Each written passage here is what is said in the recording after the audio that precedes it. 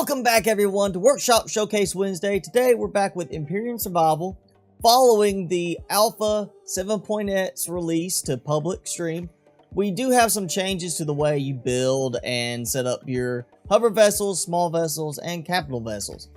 So with the new changes for how you place your small vessels, hover vessels, and capital vessels in mind, I thought we'd take a look at a couple of designs on the workshop that are built to accommodate that. So today we are taking a look at the KSV Aetheria LXS luxury small vessel, and we are taking a look at the matching Aetheria flight pad. With the newest update to Empyrion, you now have to place down a base with enough room for you to build a capital vessel on it.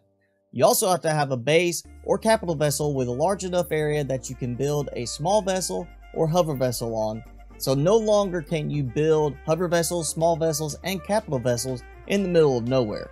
There has also been a change with small vessels in that now you can have short range warp drives. So you're going to see a lot more designs aimed now, I think, at larger scale small vessels. So let's start off by taking a look at the landing pad itself. The Aetheria landing pad is simply a landing pad themed around the look and style of the ship itself. You can always build your own landing pad to place this on. If you want, you don't have to have the Aetheria landing pad, but if you're going for that good look, then you'll want to stick with the landing pad.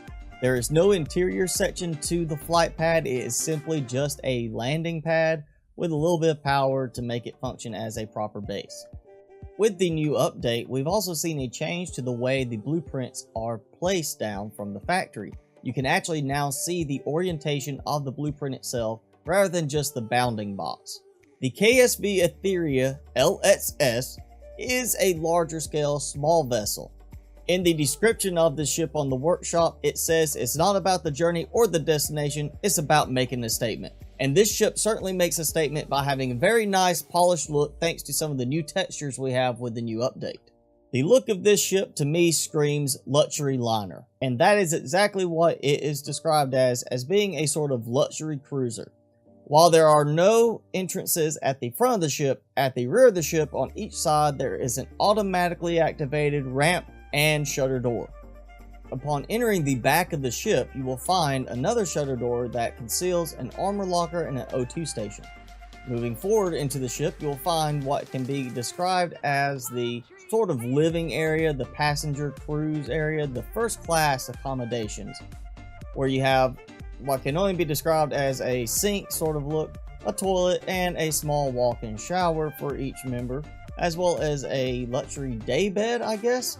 There is also a control in each room where they can control their shutters for privacy and security.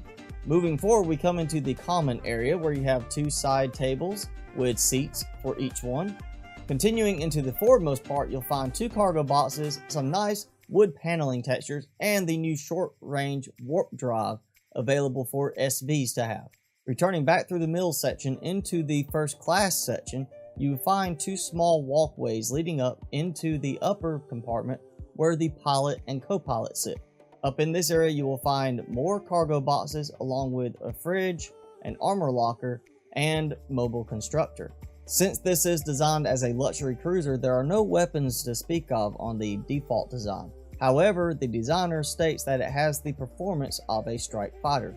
Overall, this is a very fast and maneuverable ship and should be easy enough to add weapons to it if you choose to go with this design. Now, as I said, this ship is equipped with the new short-range warp drive, which will let you go up to 15 AU in distance in a small vessel. This change comes to help facilitate you being able to get to other planets to find the necessary resources for building capital vessels now. While this is not designed right off the bat as a fighter vessel, it can of course be converted to that. It can of course also be converted to be more of a cargo ship if you wanted to do that. My main purposes for showing this ship design today was for one, that you now have to have adequate room on a base or capital vessel just to build a small vessel or hover vessel, and to also show off some of the new texture changes that will allow you and other designers to create much more intricate looking ships. Well, that's it for today's video. Thanks for watching, guys. If you enjoyed the video, please be sure to hit that like button. Also, make sure you hit subscribe and tick that notification bell so you can keep up with all my content during the week. You can also follow me on Facebook and Twitter if that is more your preference. Also, leave a comment below. Let me know what you think about this vessel or what you think about the new changes to the building requirements in Empyrion.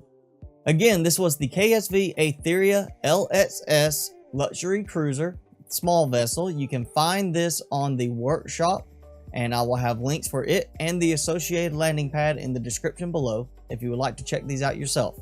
Again, thanks for watching, guys. I'm your host, Mr. Spicy, and I will see you in the next video.